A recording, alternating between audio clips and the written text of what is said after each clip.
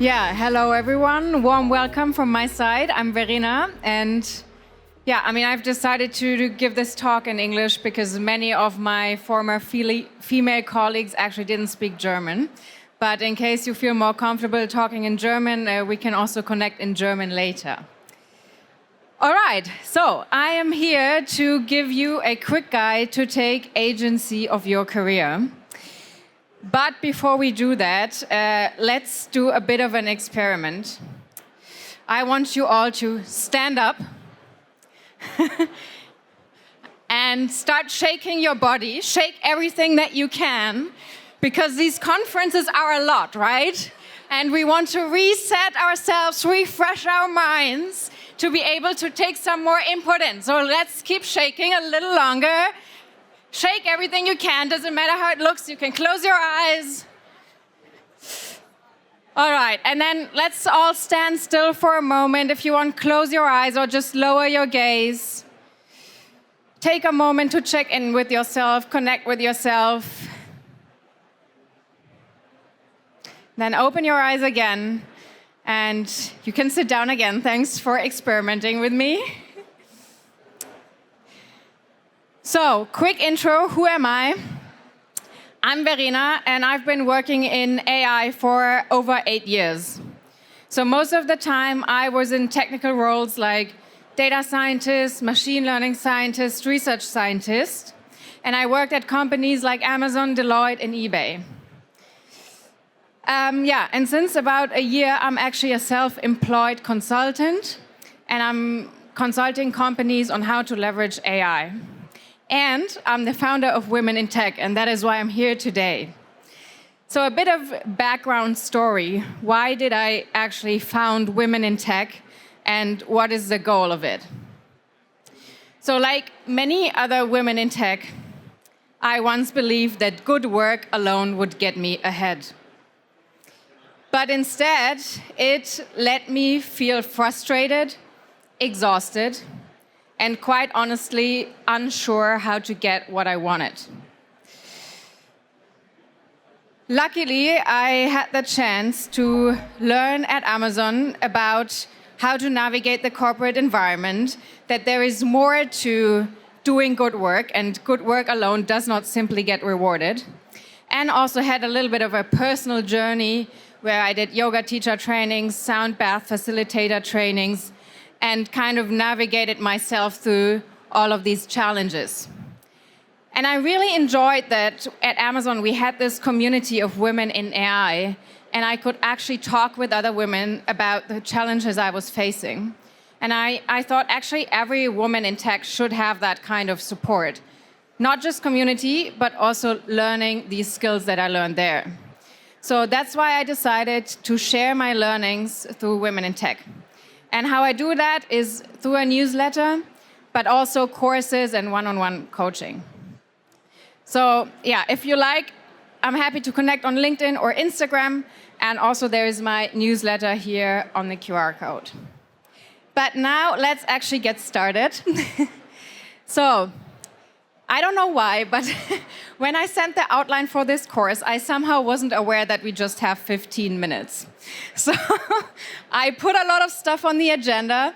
We're not gonna make it through all of it, but so we're gonna have a couple of deep dives into identifying and letting go of what's holding us back, how we can use our body to change old patterns, and finally, if we have time, working with fear, failure, and criticism. So we're gonna dive deep into these three, but I still think that all of them are important, and that's why I wanna start with saying like a few sentences about each of the things I listed here. All right, so we're gonna start with build your support network. And I'm glad I let that one out because we heard a lot about that already. And I hope you attended the 2 previous talks. I can just reiterate and emphasize that I definitely didn't understand the value of a network early on in my career. And I mean, I had heard the thing that you gotta build a network, but I didn't understand the value of it, and I just thought I wasn't good at it. But actually, it's not like a God-given thing. It can be, but if it's not, it's a skill that you can learn and you can just get better and more comfortable with it.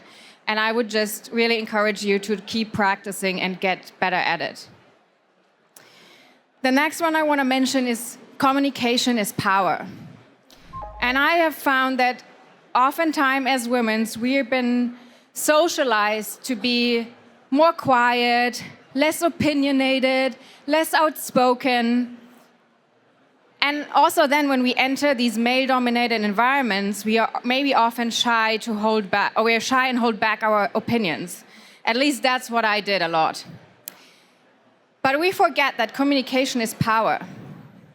Yeah, and we heard about it from Linda. If you're not visible, you're being overlooked.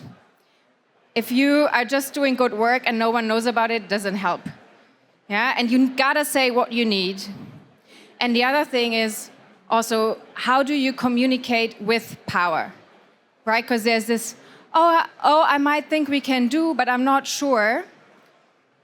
If you say it like this, it doesn't sound very convincing. I mean, you can still say, I think this might make sense. I'm not 100% sure though, right? It's exactly the same thing. You're communicating that you're uncertain about a thing, but the way you say it still makes a difference. The next one is embrace authenticity and community. Yeah, I think community is super important, and what I mean by community is more a group of peers, women that are going through the same things as you are, that are having similar goals, that you can share your challenges with. And also try to be as authentic as you can in the workplace, because if you're being inauthentic just to fit in, that costs a lot of energy and it's not sustainable in the long run. I also want to talk about boosting confidence and self-advocacy. I've had this kind of behavior and also seen it in other female colleagues that women don't advocate for themselves as much as men do. And also when I talk to managers who lead both women and men, they always confirm that the men are there like all the time, advocating for themselves, wanting that next promotion, kind of getting on their nerves, whereas the women don't ask at all, or they ask once and then just wait for it to happen. And I can see that is annoying, but that's just how it is. And I think it's really important to learn to advocate for yourself and build your confidence and self-trust, because that is often the reason why women don't do that as much. Enhancing visibility and personal brand. We talked a lot about visibility already. Again, good work alone doesn't simply get rewarded. You need to make people aware of your achievements and the work that you're doing. And then finally, also a big one is prioritizing well-being and setting boundaries. I think that's also a very big one for women. I've often seen women, and I went through a phase myself, overextending themselves, thinking that if you want to be successful, you have to sacrifice your well-being, and you cannot set boundaries. You have to do what people expect of you, even though it doesn't always feel right for you. And maybe that's something you can, keep up in the short term to maybe this last mile on your promotion. But in the end, a career is a marathon and not a sprint.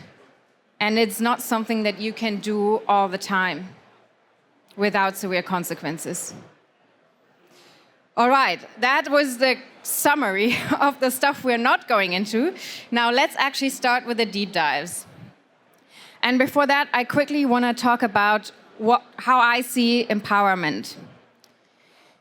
So to me, there's two sides. There is the outer and there is the inner.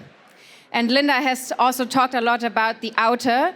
So basically, what is it that companies can do? How can we change the system?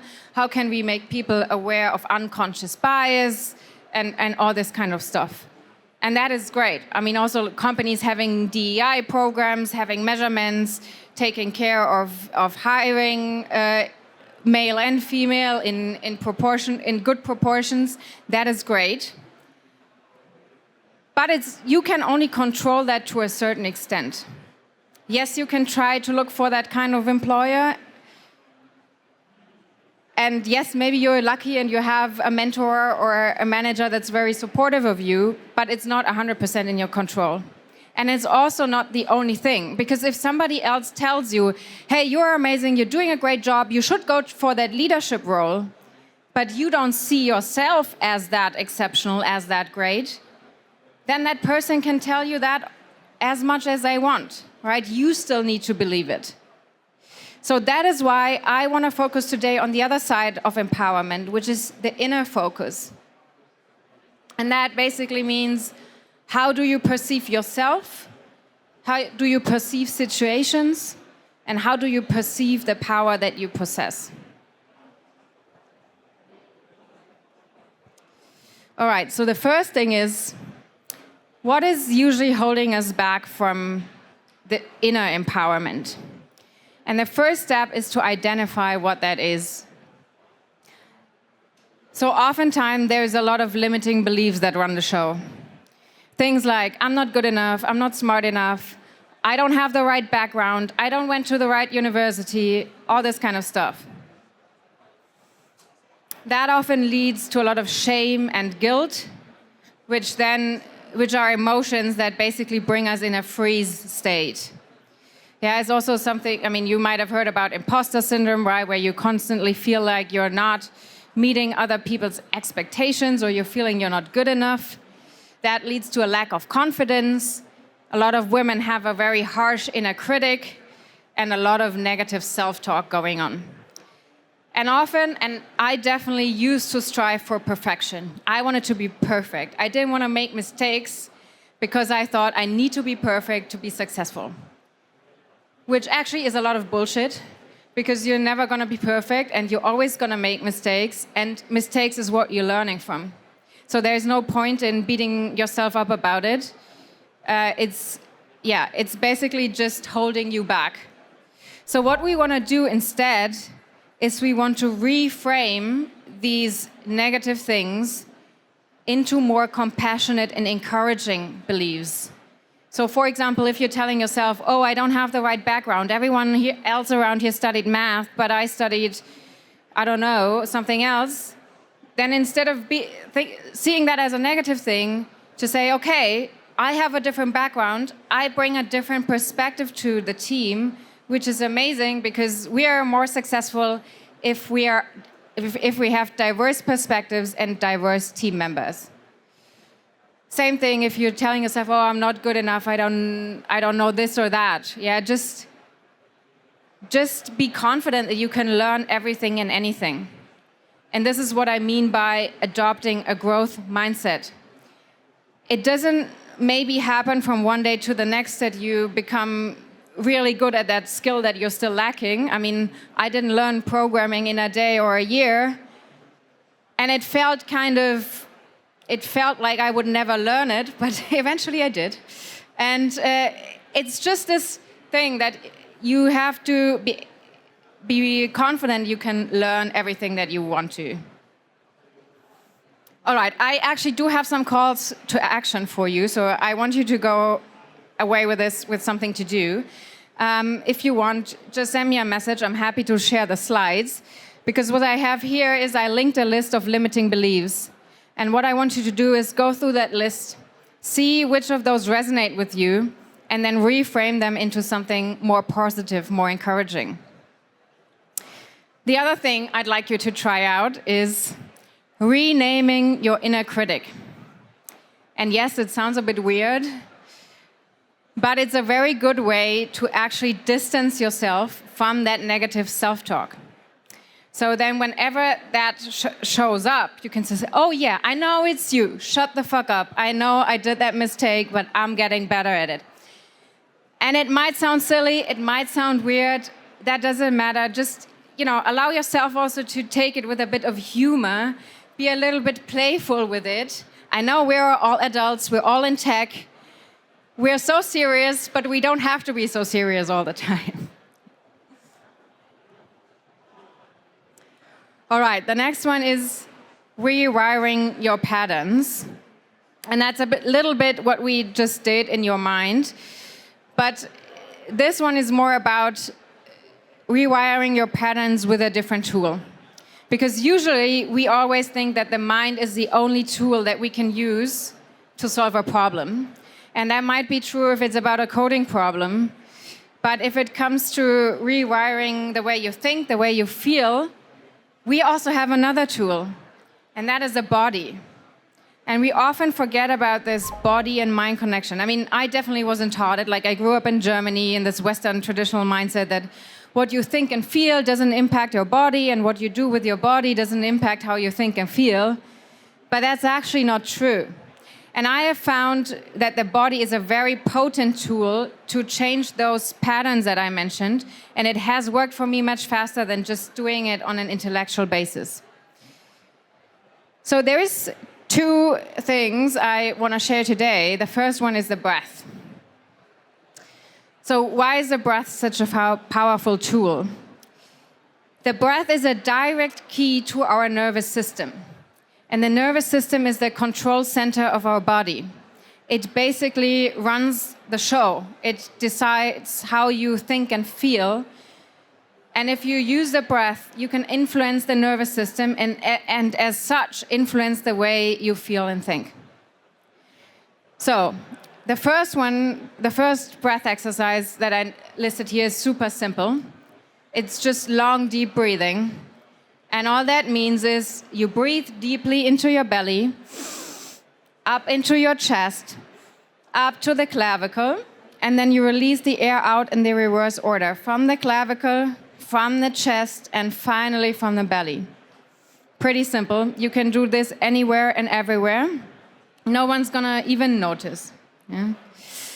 The second one's also simple. It's called box breathing.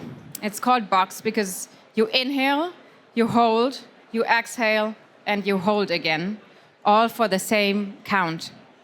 Can be 5, 10, 15, 20, whatever you feel comfortable with. So I want us to try that out together. We're just gonna do a count of 5. That should be accessible for everyone.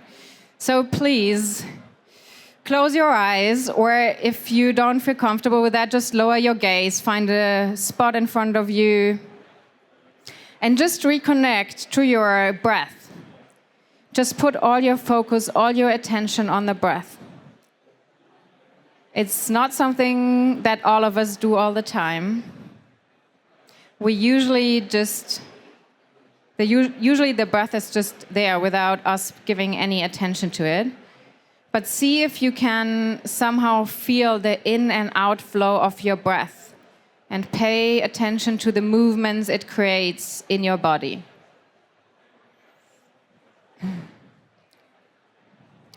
And then let's all take a deep inhale through the nose together.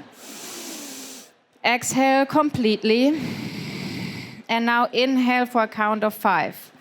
2, 3, 4, 5. Hold. 2, 3, 4, 5. Exhale. 2, 3, 4, 5. Hold. 2, 3, 4, 5. Inhale. 2, 3, 4, 5. Hold. 2, 3, 4, 5. Exhale. 2, 3, 4, 5. Hold. 2, 3, 4, 5. Inhale. Hold.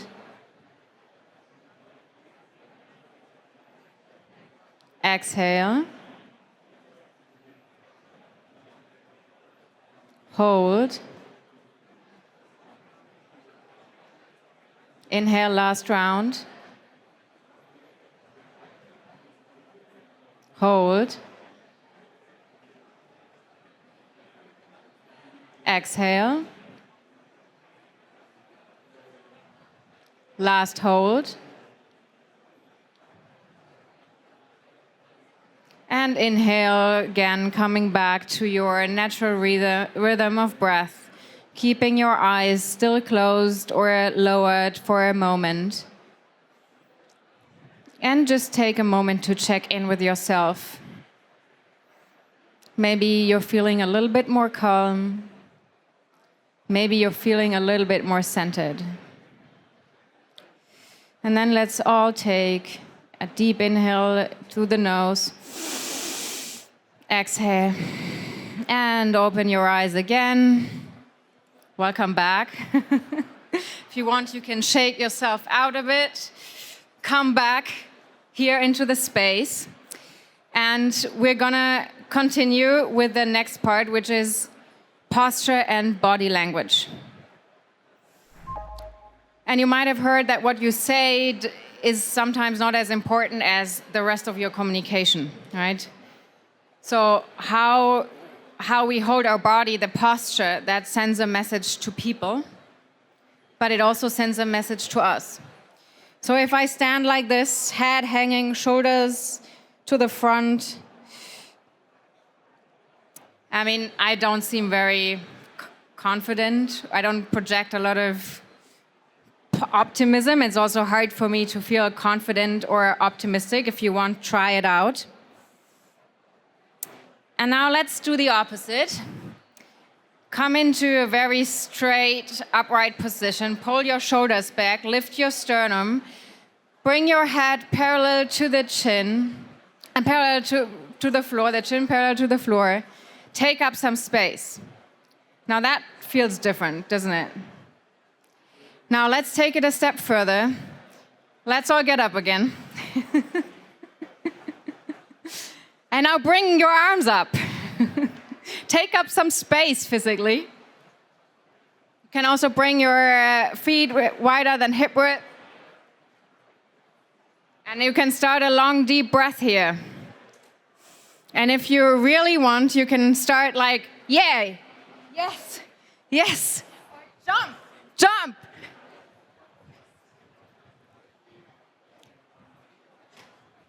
So, okay, I get it feels awkward, but it shifts some energy. And if you're like in a low mood or you're feeling nervous before a meeting or presentation, this moves the energy, moves the emotions out of your body. Okay, thank you everyone. If you want, you can sit back down again. So again, call to action is here. Identify a power pose or move that you then hold for 60 seconds or 2 minutes, 3 minutes. Just experiment with it a little bit, and it's okay if it feels weird if you're doing it for the first time, but I promise you'll get used to it. The other thing I'd like you to encourage is to just use breath exercises before an important presentation or a big meeting. Whenever you feel nervous or need a little bit more confident, just try these breathing techniques to center yourself. Okay, how much more time do I have?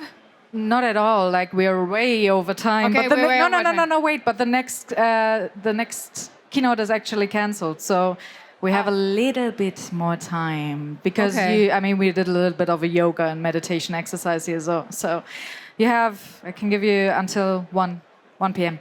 7 minutes. Okay, then we can do this one too, because this is also important. Embracing fear, failure, and criticism. So I think many of us are told that if you're fearful, if you're scared, that's a sign to stop. And you can only do things if you don't feel any fear. And actually, that's not true, right? So courage is not the absence of fear, it's just being fearful and doing things anyway.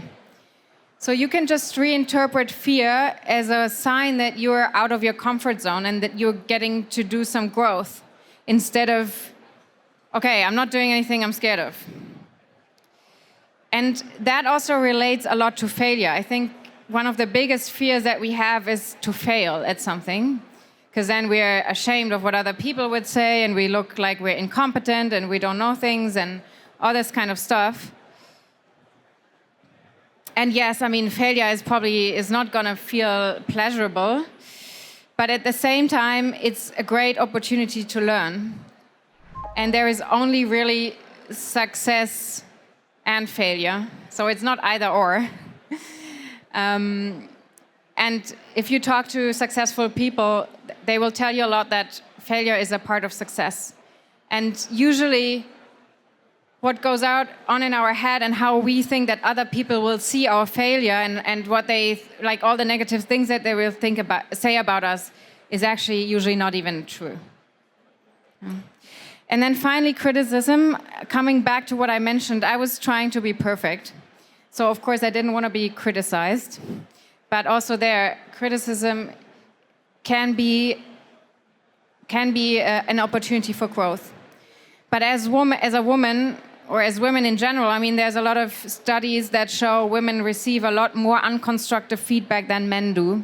So it's also very important here that you learn to discern what kind of feedback you're actually taking in and allowing in, and what is the kind of feedback you're not allowing in. And this can be, of course, in terms of how people say it, who says it, when they say it. Yeah, so you don't have to please everyone, but you need to learn who are the people you can trust that can give you honest feedback that help you grow. So, call to action here is write down your biggest career fear and then create an action plan to face it. So a lot of women that I coach, one of their biggest fears is doing talks, giving presentations. If that is, so as an example, if that would be your biggest fear, then just create a plan how you can start slow, like with a small presentation, maybe in your team, you know, all people you know, and then you kind of grow from there. You take it bigger and bigger and bigger. Because in the end, the fear will just go away if you face it, and the more you do it, the easier it gets. Yeah, and then the other thing is, I think also here, often we're taught to push away feelings and to avoid feelings. I found it's much easier to feel the feelings, to let them flow through you, because then you felt them and you kind of moved them through your body, and they're not kind of holding you back subconsciously all the time. So what I would like you to encourage is just sit with the fear, try to feel it. Can you feel it in your body? And then again, you can start the breathing exercises that we did to then move it through you. Okay. So this is just something, a little bit of a list, how you can also use AI tools for some of the things that I touched upon. Again, if you are interested in the presentation, just reach out to me, send me a message. And now it's really time for you to take action, to take at least one of the things I suggested and experiment with it. And once again, here's the opportunity to connect with me. If you have any questions, send me a message. Also, come talk to me. I'm going to be here for the rest of the day.